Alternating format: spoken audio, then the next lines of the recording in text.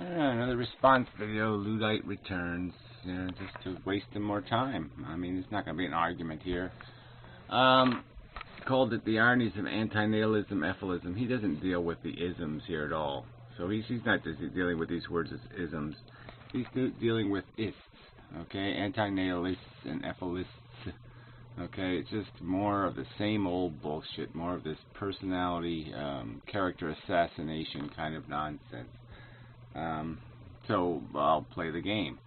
The truth of it is the human race probably would go extinct in a hedonistic manner if it wasn't for the religious nuts.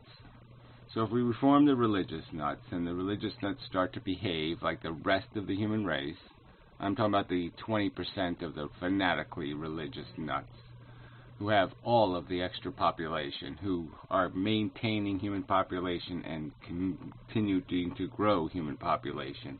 If it wasn't for their contribution, the human race would orgy itself into oblivion. And that's just the truth. Most human beings don't find any use or don't see any, don't have any personal desire to invest their time in creating new life. They've recognized that their existence is their existence, that the other people existing aren't going to be them. They're going to be one of those other assholes that they don't give a shit about anyway. And it just doesn't make a hell of a lot of sense. Anyway, so that's my. You're completely maintaining the credibility of the status quo on the backs of fucktarded ignorance. Just plain simple, this dumbest kind of stupidity. People who believe in gods. He's been leery of prophets and messiahs. These.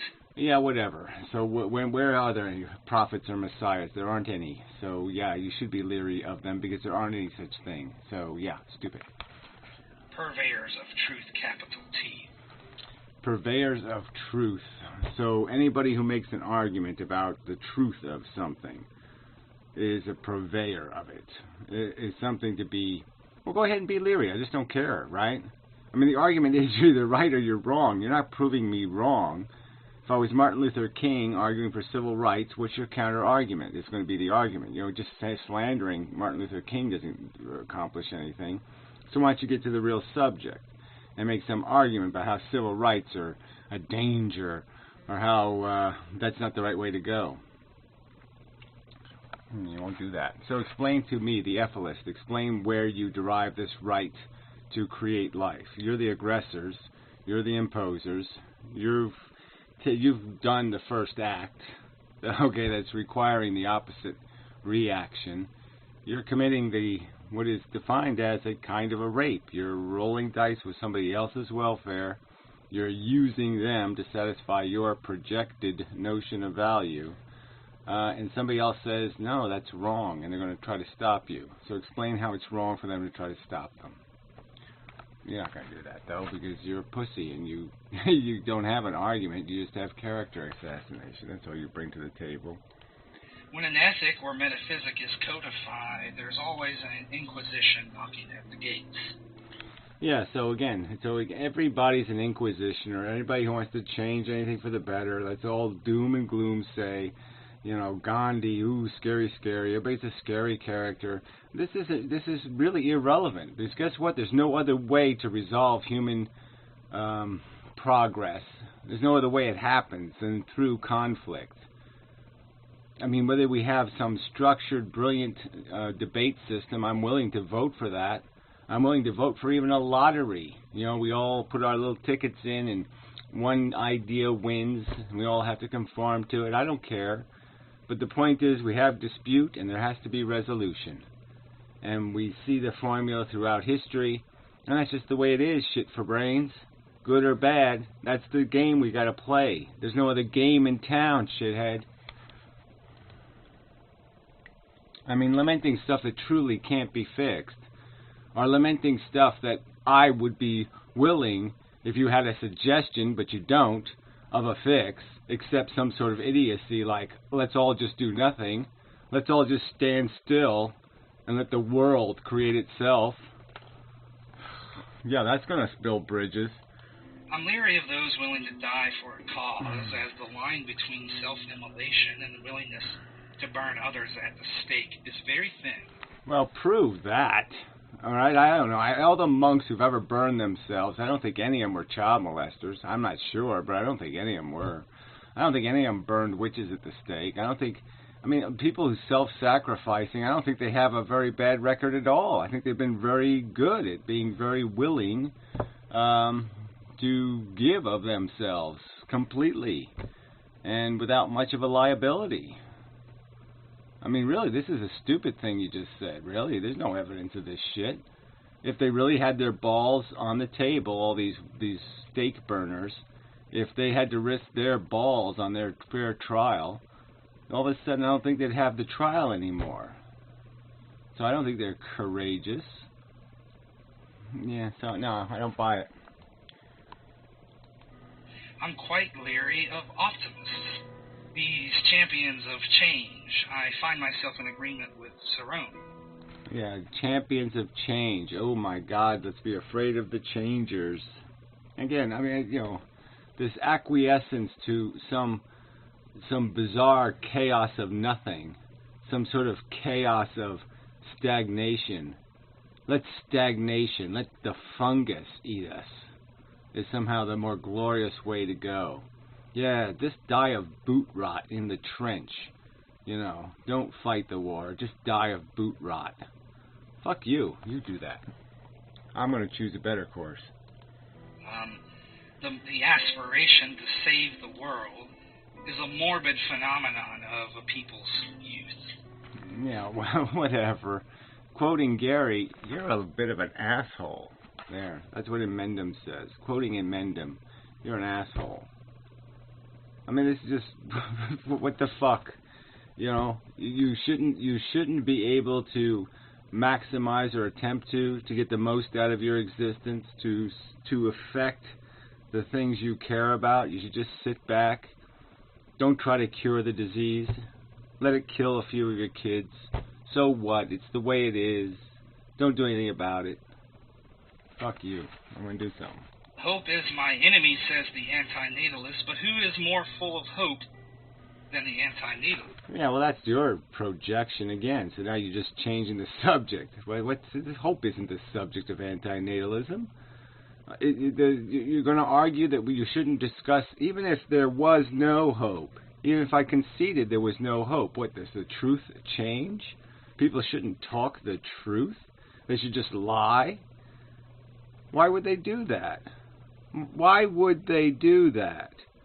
Why would I intellectually find that at all satisfying or at all reasonable? Why shouldn't that be obnoxious to my sensibilities, that I should just live a lie because I can't do anything else about it? No, the truth is still the truth, shithead. And the truth is also that there is possibility for change here. You don't think you think if the human race lasted another 500 years, managed not to kill itself in some kind of stupid war, that the human being that would still remain a religious idiot forever? No, it's going to die. It's dying. Wherever it has a fair fight, religion loses. Okay? And the same is true for this false notion of this idea that, us humans, us earthlings, are doing something more important than the non-existent Martians.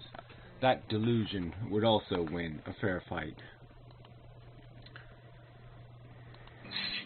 Let us turn to Nietzsche. Nietzsche. Yeah, let's not bother doing this. So you're just going to quote all these dead philosophers, some of them fucking lunatics, to what? To validate what? To say what? To throw some more cliches. Fine. Let's all waste time throwing cliches around. Understood that Plato's realm of forms engendered nihilism. Whatever. 2 birds in the bush, 1 in their hand or something. Gotta break some eggs to make a good omelet. As the empirical world of becoming was, relative to it, devalued. In our modern-day manifestations of antinatalism, so deeply is the interpersonal web of the mutual affirmation of life devalued. One can say that the mutual affirmation of life devalued. What does that even mean, the mutual affirmation of life? There is no mutual affirmation. the Platonic form of the good is equated with usurpation or negation of the order of being, namely... What the fuck does any of that shit mean? I mean, come on.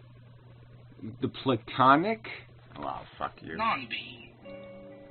There is herein hidden a scandalous irony. Having come to deny teleology in the natural order, having developed a meta-pro attitude that rejects the interpersonal order of the affirmation of life.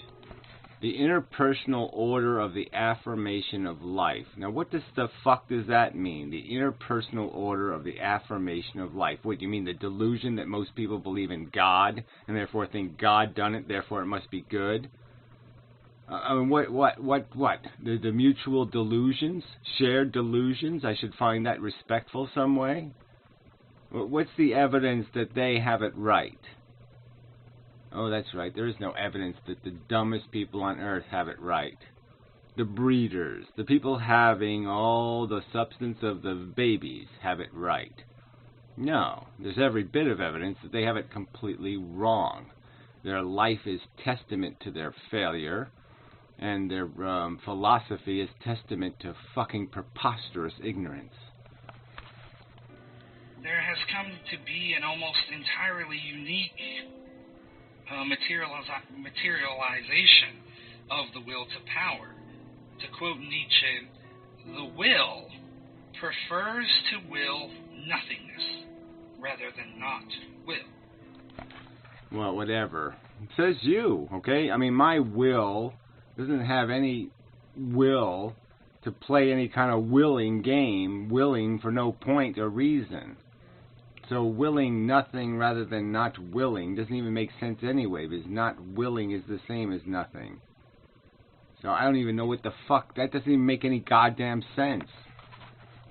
This seems entirely lost to many antinatalists, that the very same impulse that foundationally ensures the perpetuation of life. Right, the impulse that guarantees the perpetuation of life. What impulse is that? What impulse? You use a word like impulse. We know what condoms are, so it can't be erections. They can't be the problem anymore. So it's some other psychology that's producing this impulse you're talking about. Some other impulse to do what? To glorify your own ego, your own genetics somehow? You have better genetics?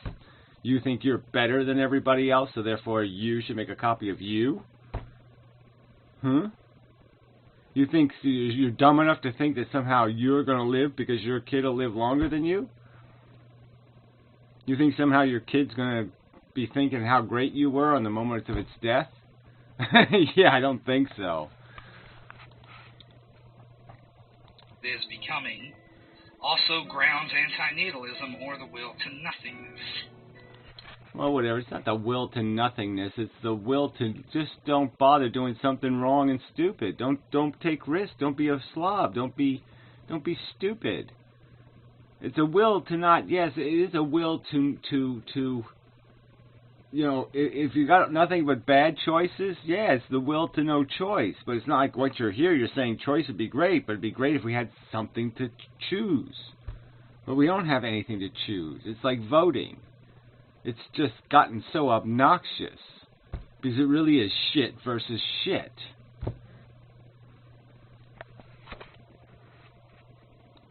Antinatalists would like to distance themselves from nihilism.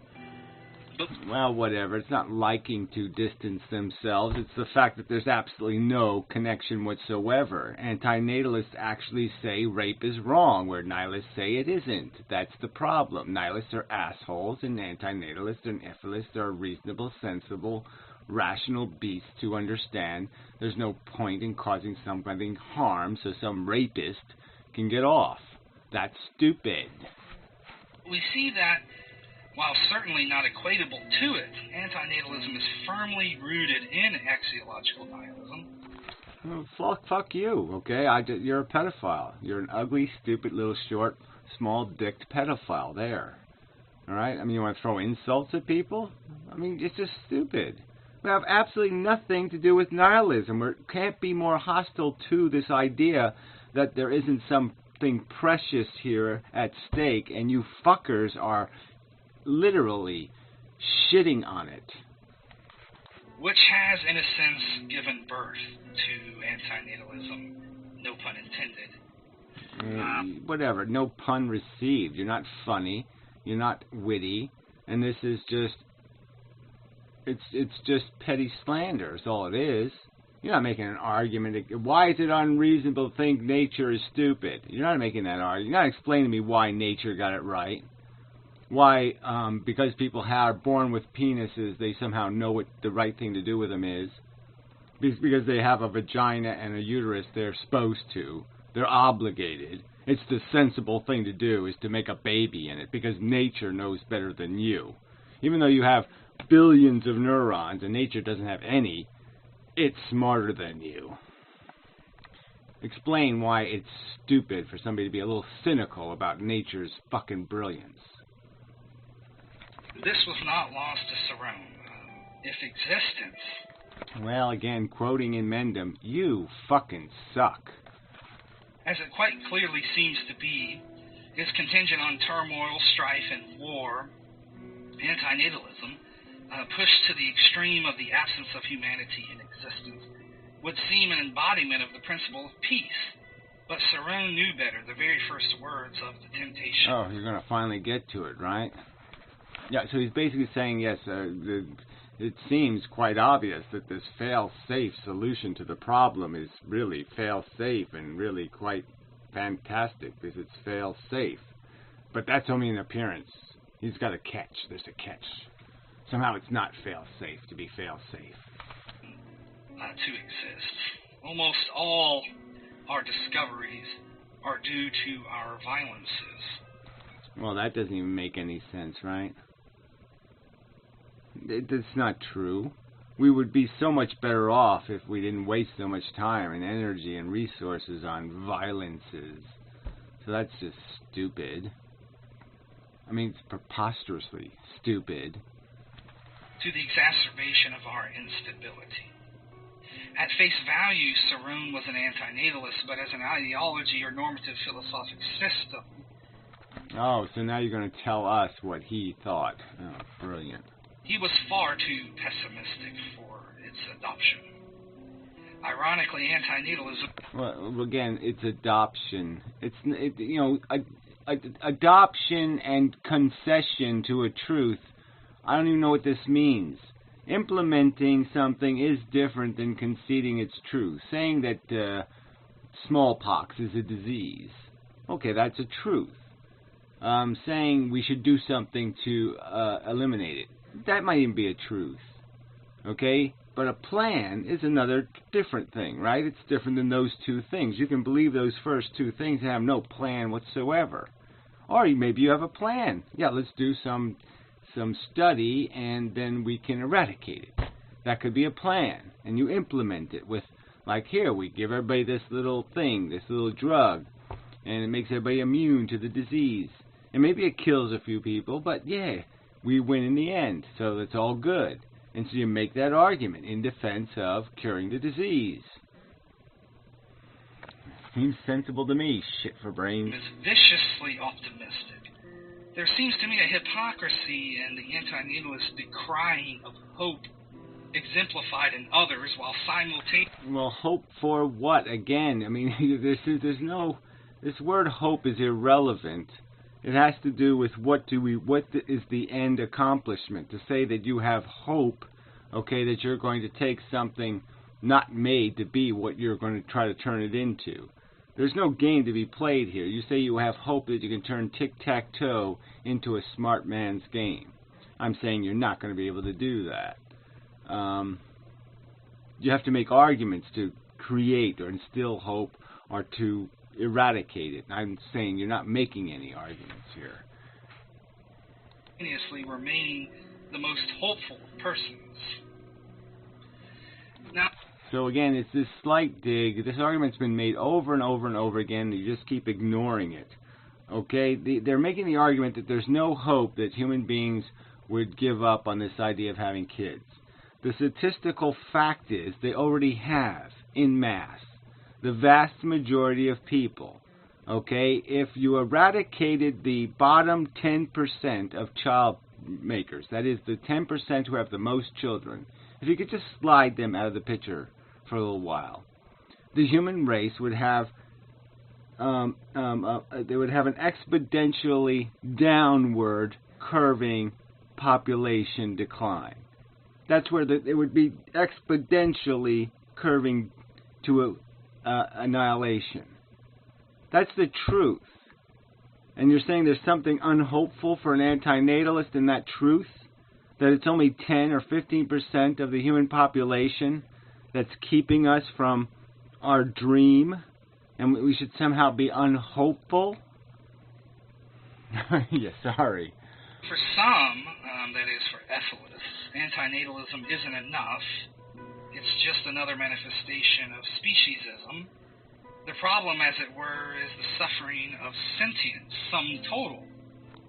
Well, it is a problem, and you can just sit there and talk glibly about it like it doesn't matter, or like, oh, that's just silly, okay? But if insects do feel, and if they do suffer through metamorphosis, when their body changes entirely, and when their system is ripped to pieces and reformed, they could actually be experiencing that as a sensual event, and nature wouldn't give a damn. It wouldn't care. Nature doesn't mind waterboarding the fuck out of you as long as you survive the waterboarding.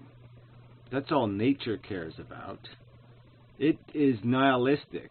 Okay? Whatever doesn't kill you makes you stronger. That's how nature thinks.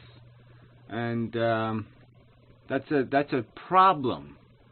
It's a big fucking problem that we're playing a game built on that as the rule. Retard. And as we know, ethelists campaign for the extinction not just of man, but when the last generation has bravely taken upon the... Yes, we campaign for undoing an event that happened 4 billion years ago, where a cell inadvertently, by no fault of its own, barfed out a copy of itself. That in turn barfed out a copy of itself. That in turn barfed out a copy of itself.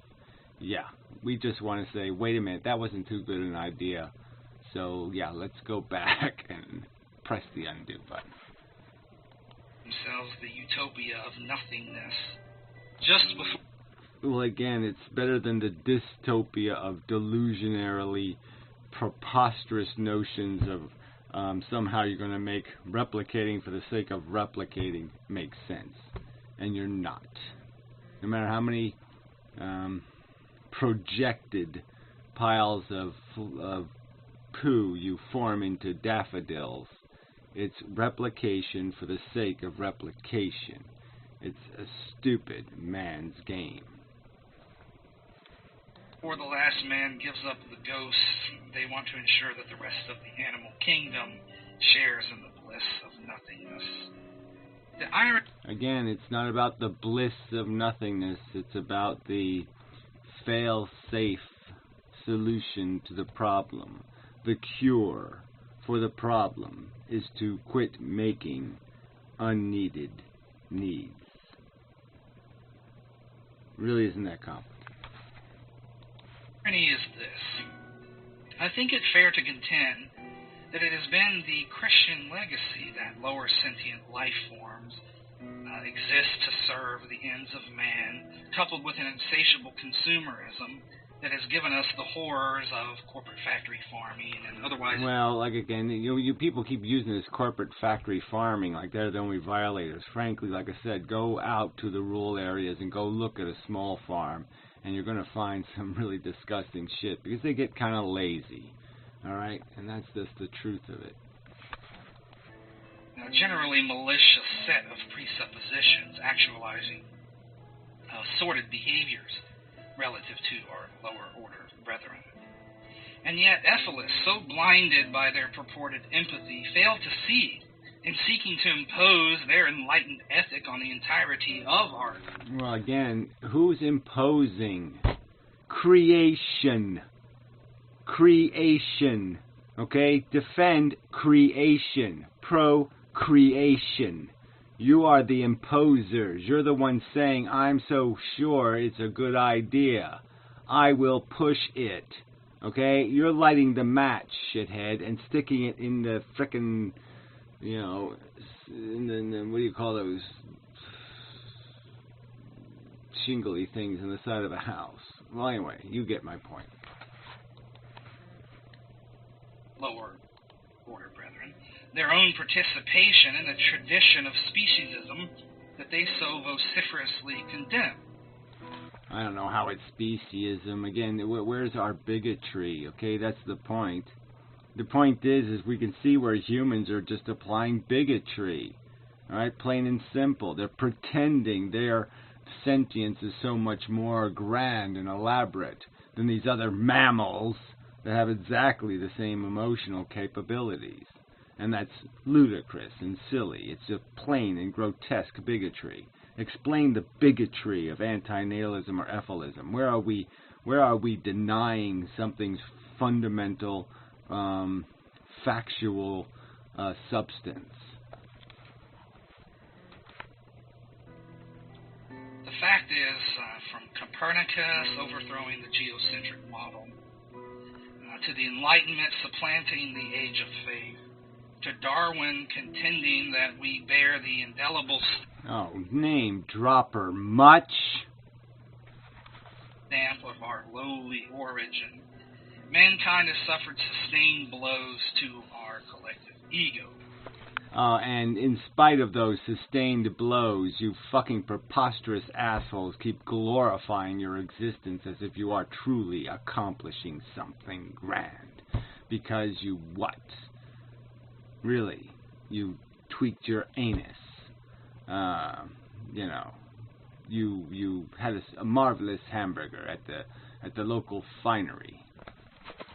Might it be, in its own strange way, that effelism is just another manifestation of existential geocentrism? Well, whatever. See, it's another one of these, you know, again, attacking the philosophy, not the fucking, not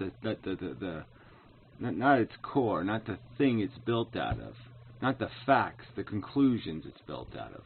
No, instead attack the philosophers. This is such a fucking bullshit move, weasel.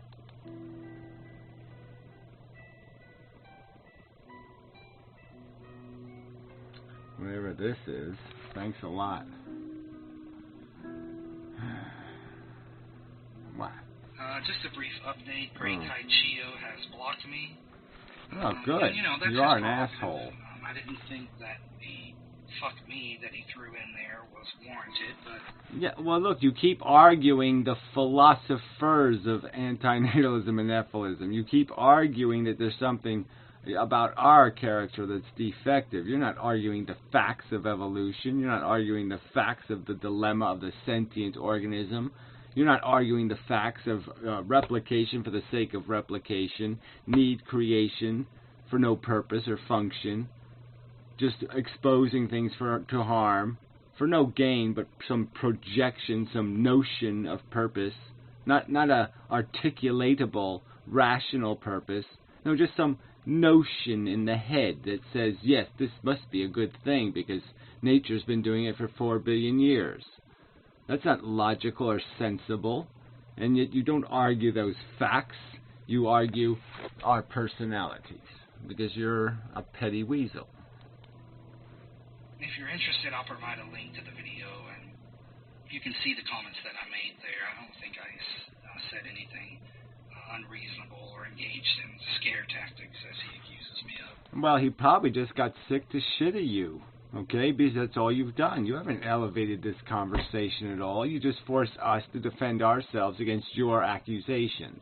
We're nihilists, we're religious, we're fanatics, we're obsessive, we're something, and yet you do nothing to attack the core philosophy at all. You do nothing to explain exactly why you are so sure it's a good idea to be a pro-creator. Yeah, I mean, the video, Danger, it's entitled. It's pretty frightening to me. No, it's frightening is that you'd blow up the world based on something like nepotism. Because you're more emotionally attached to your daughter, you would decide the world's fate differently if your daughter was in jeopardy or some other daughter. The fact that you're too stupid to realize that's just a stupid emotional bigotry. It's fine for birthday parties. It's fine to have that when you're, fantasizing about your life or daydreaming about her life. But for a philosopher not to understand that that is the crudest and pettiest bit of our psychology, this whole nepotism thing. The fact that we love things not because they earned our love, but just because of circumstances. I mean, not to accept that reality. That these attachments are not earned. I mean, not to even get that simple fact. And so you would blow up the world over a bigoted emotion, a prejudice built into your stupid psychology, and you will point your finger at other people? I mean, fuck you, you silly person. You can't figure out that simple little piece of psychology, and you're going to quote Nietzsche and Darwin, or maybe even Freud. Well, how dare you, silly person? I implore you to watch it. It's this kind of triumph of will kind of shit. Oh, yes, the kind of shit where you say, yeah, this is the only way you win. Is, you know what? Guess what? You have to actually show up to the you have to go to the battlefield, and you have to be prepared to fight to actually win. You can't win by just sitting in your living room going, boy, I sure hope we win the war. No, somebody has to go and actually win the war. That's just the way it is. That's the practical fact of life in reality, fucktard. You go right on, the Great Tai Chiu, and march into your just war. This is, I'm not denying that there perhaps are just wars, but this is a concept that I think should be utilized with the utmost conservatism. Yeah, whatever. So say every naysayer, and I say exactly the same thing. The utmost conservatism. Just make sure you're right, and that there isn't any rational counter-argument. Well, that's all I'm doing. All right? I know I'm right, and there is no rational counter-argument. The counter-argument is, you're a nihilist. You've breathed in too much helium. You haven't made a fucking counter-argument. You haven't even come close to denting my psychology or my philosophy. You haven't provoked one bit of nervousness in one bit of my psychology. You've just been a stupid irritant. You're wasting my time. You're not bludgeoning me with anything logically challenging here at all.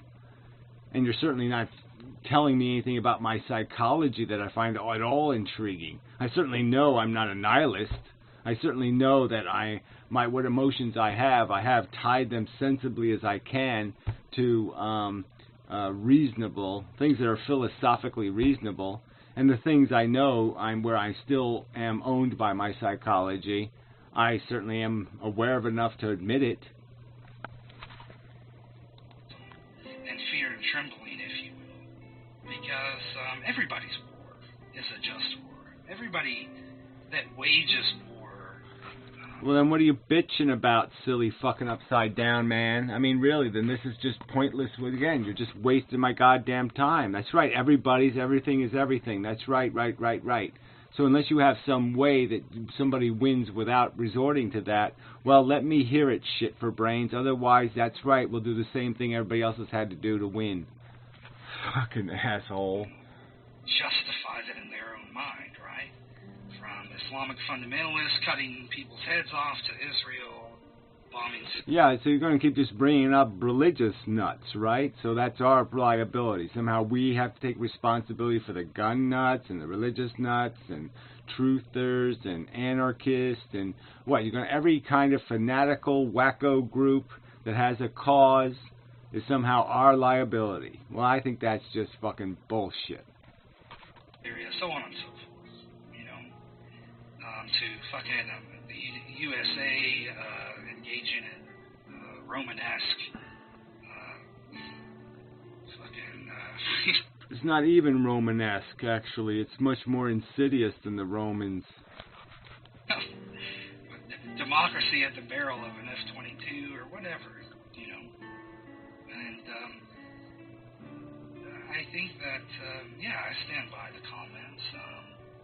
You know, and Mintam once did a video recently called Epholist or Idiot. Right? Either you're an Epholist... Yeah, well, why don't you play the video and demonstrate where Mendham said something completely way out there, just way too far, unacceptable. Go ahead, show me the unacceptable comment in that video, the unacceptable rhetoric, the statement that just is qualifiably incoherent with logic. Show it to me, shithead. Lister, you're an idiot. Right? This mindset exemplifies the mind. It's not a mindset, it's a fucking accusation. Okay? It's right there in front of you. It's an accusation. Demonstrate how the accusation is incorrect. Show me the one grain of logical defense for procreation. Said and has a fundamentalist the world over since the fucking beginning of time. Either or. Well, again, you want to keep doing the same routine. Okay, well, just everybody who says anything about changing anything, just compare them to some prehistoric character. I mean, it's just, it's stupid. I mean, it's just naysaying. It's just nitpicking. It's just bullshit. You have to do better than that. You know, everybody told the Wright brothers, you can't fly. But then they did it, didn't they? Fucked hard. Epholist or idiot. Now, this is not at all far from you're either for us or against us. Well, whatever. I mean, that's true, too. I mean, you want to, because George Bush said it, or Adolf Hitler said it, or you go through all of history because some evil person said it means it's not true? No, it's goddamn true. I mean, you know, if you're in crisis and some asshole, if you're in a lifeboat struggling to survive and you're bailing the water out as fast as it's coming in and somebody's just sitting on their ass pushing the boat down with their fat ass, yeah, they're sort of against you, okay? They're threatening all of you by doing nothing but being a fat ass. Right. And before you know it, you're fucking George Bush. Well, again, whatever. More character assassination, right? I mean, I have nothing in common with George Bush, but go ahead. Go ahead. Just keep throwing any kind of you know, Hitler card-esque thing. Just keep throwing them. See how many you can get to stick, right? Well, none of them will stick, but it's just a tactic of you might as well resort to the Photoshop. You might as well resort from the argument from you know, me no likey.